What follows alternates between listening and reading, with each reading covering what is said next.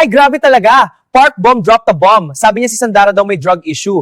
As in parang teleserye twist na hindi natin in-expect. Kasi usually si Dara ang pinaka-clean image sa 2-in-1. Excuse me?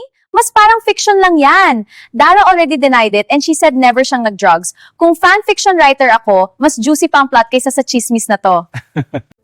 Pero isipin mo ha, baka cover up lang talaga. Alam mo namang showbiz, maraming sekreto, maraming kwento na hindi lumalabas. Kaya minsan, di mo alam kung pang drama lang. Cover up ka dyan. Ikaw nga nagko-cover up ng kalbo mo sa cup mo araw-araw. Kung may award for best cover up, ikaw na ang grand winner.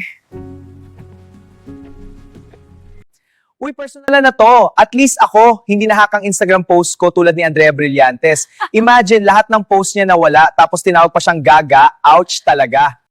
Bong deleted the post eventually. Sana all marunong mag-delete ng ex kasi kung ganun kadali, wala nang heartache sa mundo. Delete lang tapos move on agad. Ninakaw ng hacker ang pera mo. Sana gumamit ka ng VPN. Eh ikaw, hindi mo nga ma-delete yung pictures ni ex mo sa phone mo? Naka-folder pa, may title pang Happy Times. Transparent ka nga, pero transparent sa clinginess. Hay nako. At least ako transparent. Hindi tulad mo na puro filter at lighting tricks para magmukhang artista. Kung walang ring light, hindi ka makikilala ng fans mo. Ano ba kasing sabon gamit mo?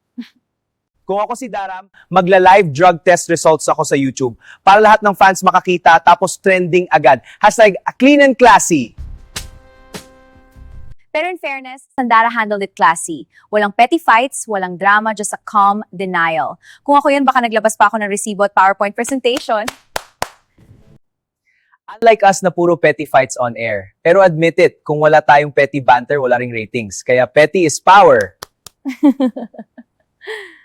Okay, fine. Sandara wins. Classy queen talaga. Pero tayo, petty king and petty queen forever. Kasi sa showbiz, chika, walang forever except petty fights. Quick lang mga tropa, kung gusto nyo lagi updated sa mga chika, hit subscribe, like, and share. Para cool ka na, supportive ka pa.